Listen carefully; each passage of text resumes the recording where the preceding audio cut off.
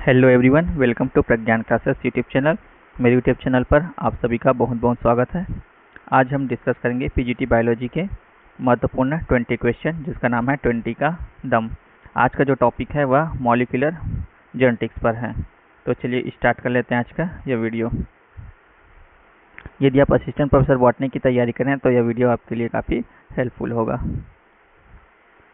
तो आज का जो फर्स्ट क्वेश्चन है, इससे पहले हमने 20 क्वेश्चन तक कवर कर लिया था। आज 21 क्वेश्चन से स्टार्ट करेंगे। जो फर्स्ट क्वेश्चन है, distance between two nucleotide pair of DNA. DNA के दो न्यूक्लियोटाइड के बीच में जो डिस्टेंस होता है, जो दूरी होती है, वो कितनी होती है? 0.34 nm, 34 एंगस्ट्रॉम, 3.4 nm या फिर 34 nm होता है। तो डीएनए में जो दो न्यूक्लियोटाइड होता है, उनके बीच की जो दूरी होती है 0.34 nm होता है। यदि इसी को एंगस्ट्रॉम में बात करें तो 3.4 एंगस्ट्रॉम होता है। दोनों याद रखेंगे, 0.34 nm या फिर 3.4 एंगस्ट्रॉम। नेक्स्ट क्वेश्चन देखते हैं। Chargaff's rule is given as. Chargaff rule है, कुछ स्टेटमेंट दिए हुए हैं, ऑप्शन आपको सेलेक्ट करना है कि चारगाफ रूल को कौन फॉलो कर रहा है या फिर चारगाफ रूल के अकॉर्डिंग दिया हुआ है। Purine is not is equal to pyrimidine, A plus G is equal to T plus C, A plus U is equal to G plus C, या फिर ऑप्शन डी है A प्लस T to the G plus C is equal to constant. तो Chargaff rule में क्या होता है? चारगाफ rule में जो प्यूरिन होता है वो किसके बराबर होता है? पायरिमिडिन के बराबर होता है। यानी कि purine is equal to pyrimidine होता है। प्यूरिन में कौन कौन आता है? A plus G is equal to हो जाएगा C प्लस टी हो जाएगा। यानी कि प्यूरिन जो है pyrimidine के बराबर है, और यानी कि A प्लस जी जो है वो C प्लस टी के बराबर है। तो ऑप्शन ए दिया हुआ है purine is not is equal to pyrimidine, तो ये गलत हो जाएगा। A plus G is equal to C plus T या फिर T प्लस सी, तो ऑप्शन बी में दिया हुआ ये सही हो जाएगा, option B.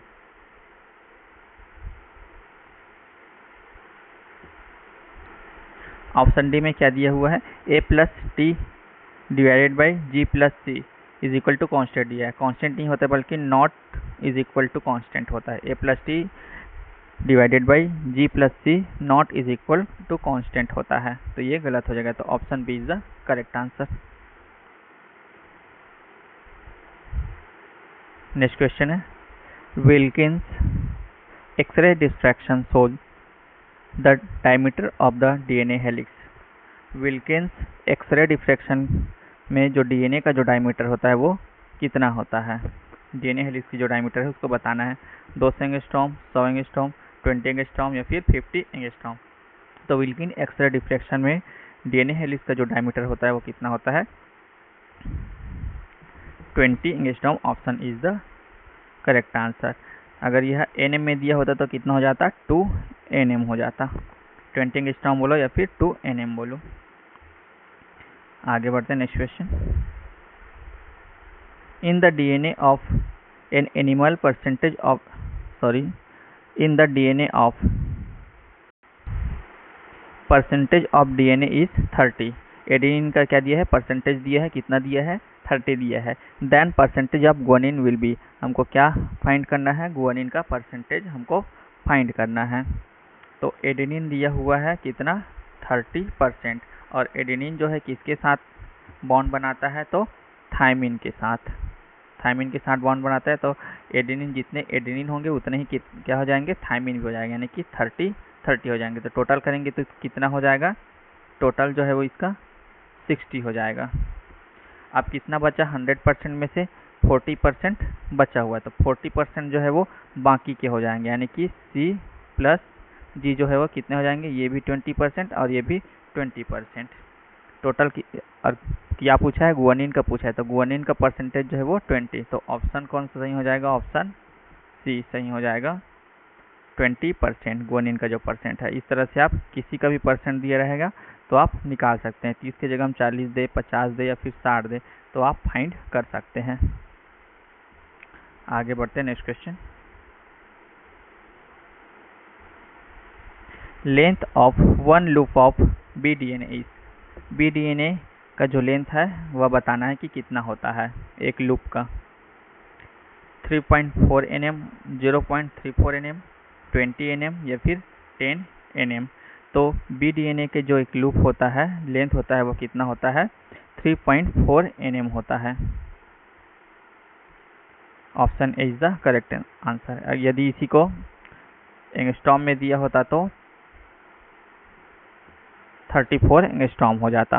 Option A is the correct answer. Next question है, short DNA segment has 80 thymine and 90 guanine. क्या क्या है, 80 थायमिन है और 90 गुआनिन बेसिस है। The total number of nucleotide are, कोई भी एक शॉर्ट DNA सेगमेंट है जिसमें थायमिन की जो संख्या कितना है 80 दिया हुआ है और गुआनिन की जो संख्या है वह 90 दिया हुआ है। हमको टोटल नंबर ऑफ न्यूक्लियोटाइड ज्ञात करना है। तो थायमिन किसके साथ बॉन्ड करता है, एडेनिन के साथ, तो इसकी भी संख्या क्या हो जाएगी, 80 ही हो जाएगी। और जो गुआनिन है वो किसके साथ बॉन्ड करता है, तो साइटोसिन, तो इसकी भी संख्या कितनी हो जाएगी, 90 हो जाएगी। अब 80 और 90 दोनों को क्या कर देंगे, प्लस कर देंगे। 8 और 8 16 0, 160 हो जाएगा और 9 9 18 180 हो जाएगा। अब दोनों को क्या करेंगे, टोटल न्यूक्लियोटाइड निकालने के लिए प्लस कर देंगे। तो 0 का 0 हो जाएगा, 6 और 8 कितना हो जाएगा, 6 6 12 और 2 14 का 4 हो जाएगा और हासिल 1 लगा देंगे तो 1 2 और 3, तो कितना आ जाएगा, 340 आ जाएगा इस तरह से। तो कौन से ऑप्शन में दिया है 340, ऑप्शन डी 340 न्यूक्लियोटाइड हो जाएगा। तो इस तरह से आप क्या कर सकते हैं, निकाल सकते हैं। यदि आपको नंबर ऑफ हाइड्रोजन बॉन्ड यानी कि हाइड्रोजन बॉन्ड की संख्या निकालने के लिए क्या कहा जाए तो आप क्या करेंगे, तो यहाँ जो थायमिन और एडेनिन के बीच में कितने बॉन्ड होते हैं, डबल बॉन्ड होते हैं। और जो गुआनिन और साइटोसिन होते हैं उनके बीच में कितने बॉन्ड होते हैं, ट्रिपल बॉन्ड होते हैं। तो इनके बॉन्ड को क्या करना है, आपको काउंट करना है। तो काउंट करके आप निकाल सकते हैं कि कितने कितने बॉन्ड हो रहा है। और 80 80 कितना हुआ, 160 हुआ और यहाँ 90 90 दिया हुआ है यानी कि ट्रिपल बॉन्ड है।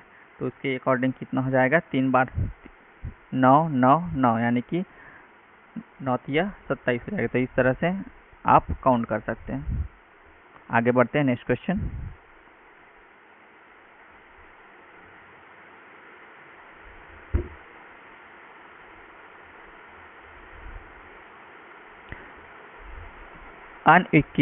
unequivocal proof that DNA is a genetic material was first proposed by, DNA के लिए जो अनइक्विवोकल प्रूफ जो दिया था कि यह एक जेनेटिक मटेरियल है, वह किसने प्रपोज किया था, यानी कि कौन से साइंटिस्ट ने इसको परिभाषित किया हुआ है।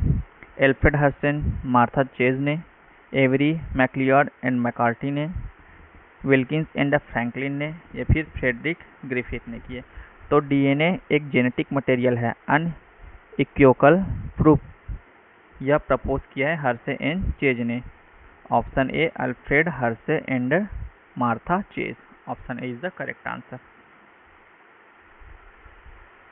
नेक्स्ट क्वेश्चन है, semi conservative method of DNA replication was proposed by which worker in eukaryote. DNA replication का जो सेमी कंजर्वेटिव मॉडल है इसको किसने प्रपोज किया था। Option Taylor, Woods and Hughes 1957, Meselson and Stahl 1957, Nirenberg and Khorana 1960, option D है Watson and Crick 1952। तो DNA replication का जो सेमी कंजर्वेटिव मेथड है इसको प्रपोज किया था वाटसन एंड क्रिक ने 1952 में। तो option D is the correct answer. और किसने प्रूफ किया है? तो प्रूफ किया है मेसल्सन एंड स्टॉल ने। प्रपोज किया है वाटसन एंड क्रिक ने और प्रूफ किया है मेसल्सन एंड स्टॉल ने। दोनों याद रखेंगे। Mode of DNA replication in E coli is. E coli में जो डीएनए रेप्लिकेशन का मोड है वह कैसा होता है? Conservative and unidirectional, semi conservative and unidirectional, conservative and bidirectional, semi conservative and bidirectional. तो mode of DNA replication in E coli यानी कि ई कोलाई में डीएनए का जो रेप्लिकेशन होता है वह होता है सेमी कंजर्वेटिव एंड बाइडायरेक्शनल। तो ऑप्शन डी करेक्ट हो जाएगा, सेमी कंजर्वेटिव एंड बाइडायरेक्शनल। अगला क्वेश्चन देखते हैं। Okazaki fragments are synthesized on. Okazaki fragment जो है वो कहाँ पर सिंथेसाइज होता है? Leading strand of DNA only, lagging strand of DNA only, both leading and lagging strand of DNA, complementary DNA. तो ओकाजाकी जो फ्रैगमेंट होता है वह लैगिंग स्ट्रैंड पर बनता है, यानी कि डीएनए के जो लैगिंग स्ट्रैंड है उस पर बनता है। तो ऑप्शन बी करेक्ट हो जाएगा, lagging strand of DNA only. Next question. In DNA replication the primer is. DNA replication में जो प्राइमर है वह क्या है? A small deoxyribonucleotide polymer, a small ribonucleotide polymer, helix destabilising protein. Option D है enzyme taking part in joining the nucleotide of new strand. तो जो primer होता है वह एक स्मॉल राइबोन्यूक्लियोटाइड पॉलीमर होता है। ऑप्शन बी जो है सही हो जाएगा, स्मॉल राइबोन्यूक्लियोटाइड पॉलीमर होता है। क्या होता है? जो प्राइमर है एक छोटा सा राइबोन्यूक्लियोटाइड पॉलीमर है। अगला question. Which of the following processes is related to reverse transcription. Reverse transcription जो प्रोसेस है उससे संबंधित कौन है? DNA dependent DNA synthesis, RNA dependent RNA synthesis, DNA dependent RNA synthesis, RNA dependent polypeptide synthesis. तो reverse transcription में होता क्या है? आरएनए से जो आरएनए है उससे क्या बनता है? डीएनए बनता है, यानी कि आरएनए पर क्या है? डिपेंडेंट है और क्या बना रहा है? डीएनए बना रहा है। तो आरएनए डिपेंडेंट डीएनए सिंथेसिस हो जाएगा। तो कौन सा ऑप्शन सही हो जाएगा? RNA dependent DNA synthesis. आगे बढ़ते हैं। Next question. One codon code for only one amino acid, hence the code is. एक कोडॉन है जो यानी कि एक कोडॉन के लिए क्या है? एक ही एमिनो एसिड है, तो उसे हम क्या कहेंगे? One codon code for only one amino acid. एक कोडॉन केवल एक ही एमिनो एसिड को क्या कर रहा है? कोड कर रहा है, उसे क्या कहते हैं? Ambiguous and non specific, unambiguous and specific, ambiguous and specific, unambiguous and non specific. तो one codon code for only one amino acid, इसको हम कहते हैं unambiguous and specific. Option B is the correct answer, unambiguous and specific होता है। Next question.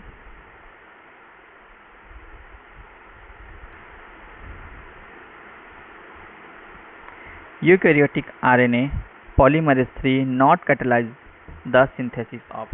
Eukaryote में यानी कि यूकैरियोट ऑर्गेनिज्म है उसमें आरएनए पॉलीमरेज 3 होता है। यह इसके सिंथेसिस को कैटलाइज नहीं करता है, नॉट पूछा है, कैटलाइज नहीं करता है। एमआरएनए को, टीआरएनए, एसएनआरआरएनए या 5S आरआरएनए। तो जो पॉलीमरेज 3 आरएनए होता है किसको किसको कैटलाइज करता है? तो टीआरएनए को भी करता है, एसएनआरएनए को भी करता है और 5S आरआरएनए को भी करता है। किसको नहीं करता है? तो ऑप्शन ए mRNA को नहीं करता है। अगला क्वेश्चन देखते हैं।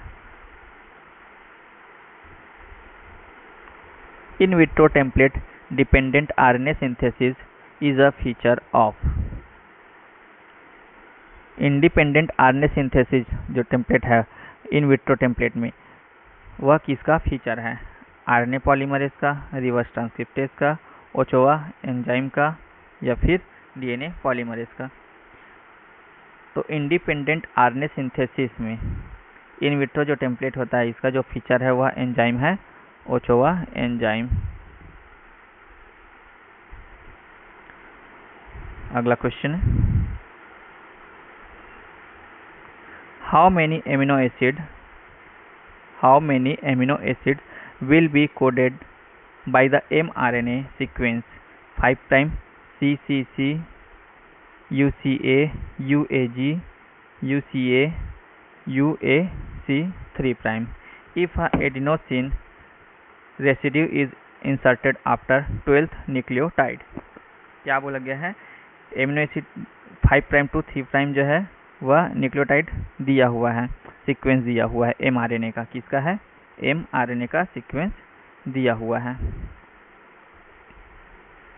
जिसमें क्या गया है? आफ्टर 12th न्यूक्लियोटाइड एडिनोसिन को क्या करना है? ऐड करना है। तो 3 3 6 3 9 और 3 12। तो यहाँ एडेनिन के बाद क्या इंसर्ट करने बोला है? रेसिड्यू को, एडेनिन को इंसर्ट करने बोला है। और हमको ज्ञात क्या करना है? How many amino acid coded, कितने एमिनो एसिड जो है वो कोड होगा। तो एक एमिनो एसिड को कोड करने के लिए कितने कोडॉन चाहिए? 3 कोडॉन चाहिए।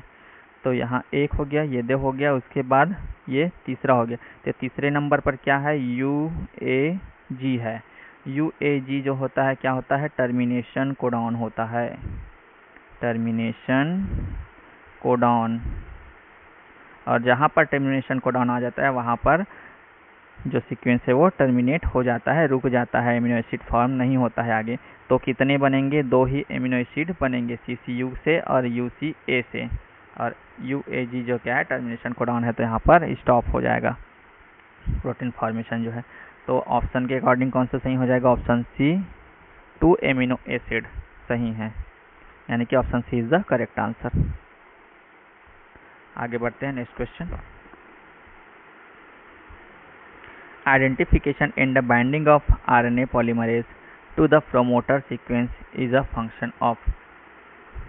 प्रोमोटर सीक्वेंस में RNA पॉलीमरेज के बाइंडिंग और आइडेंटिफिकेशन के लिए कौन सा जो फैक्टर है वो कार्यरत होता है? रो फैक्टर होता है, सिग्मा फैक्टर, बीटा फैक्टर, या फिर ओमेगा फैक्टर।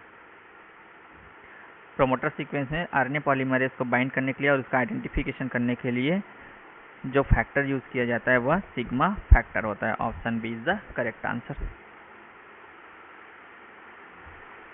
आगे बढ़ते हैं, next question. Substance common in DNA and RNA। RNA और जो DNA है उसमें कौन सा सब्सटेंस जो है वो कॉमन होता है? हेक्सोस शुगर होता है, हिस्टामिन होता है, थायमिन होता है, या फिर फॉस्फेट शुगर। DNA और RNA में जो कॉमन सब्सटेंस होता है वह होता है phosphate group. Option D is the correct answer. Next question. The base sequence for a nucleic acid segment is given as. Sequence दिया हुआ है GAG AGG GGA CCA। From this it can be concluded that it is a segment of. यह जो segment दिया हुआ है, यानी कि जो सीक्वेंस दिया हुआ है न्यूक्लिक एसिड का sequence, base sequence GAG AGG GGA और CAC दिया हुआ है। इस सीक्वेंस को देखकर आपको पहचानना है कि वह क्या है। DNA स्ट्रैंड है, mRNA स्ट्रैंड है, tRNA स्ट्रैंड है, या फिर डाटा इनसफिशिएंट है। तो आपको पता है कि जो DNA होता है उसमें क्या कौन कौन सा बेस पेयर होता है? AGCT होता है, AGCT। यहाँ पर A भी है और C भी है और G भी है, लेकिन T नहीं है। और जो mRNA होता है उसमें क्या क्या होता है? A G, C और T के जगह में होता है इसमें U। तो इसमें A है, G है और C है। U दिया है क्या? U भी नहीं दिया है और T भी नहीं दिया है। तो ना T दिया है और ना U दिया है। तो हम कैसे पहचान करेंगे कि ये DNA है कि RNA है? तो नहीं तो DNA है ना RNA है, डाटा क्या है? इनसफिशिएंट है। अगर T दिया होता तो DNA हो जाता, U दिया होता तो RNA हो जाता। तो आप इस तरह से पहचान सकते हैं। आगे बढ़ते हैं, नेक्स्ट क्वेश्चन।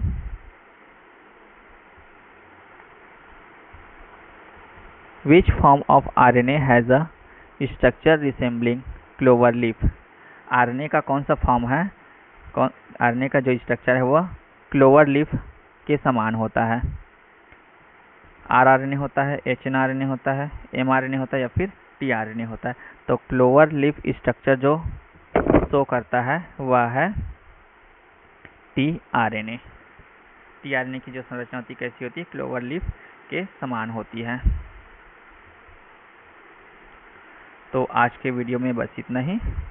मिलते हैं नेक्स्ट वीडियो में। यदि आपको यह वीडियो पसंद आए तो लाइक, शेयर, सब्सक्राइब जरूर करें और एक प्यारा सा कमेंट जरूर करें। यदि आप इस वीडियो का PDF प्राप्त करना चाहते हैं तो हमारे टेलीग्राम चैनल से ज्वाइन कर सकते हैं। टेलीग्राम चैनल का जो लिंक है डिस्क्रिप्शन बॉक्स में दे दिया गया है। Thank you for watching.